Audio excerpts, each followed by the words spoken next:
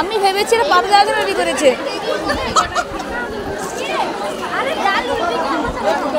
যাও যা শেষ মাস বসে বললাম খেতে। আমাকে আটটায় অবশেষে আমরা খেতে বসে পড়েছি। সালাড আর আলু ভাজা দিয়ে দিয়েছে, তারপর কিন্তু ভাত চলে এসছে।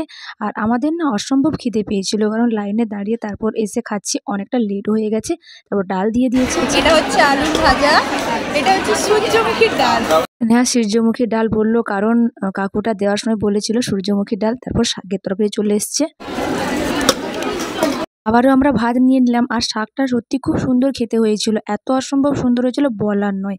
তারপর আমাদের শেষ পাতে চলে এসছে মাংস, কারণ আর কোনো তরকারি নেই। মাংসটাও অসম্ভব সুন্দর খেতে হয়েছিল, আমরা দুবার নিয়েছিলাম। তারপর চাটনি চলে এসছে।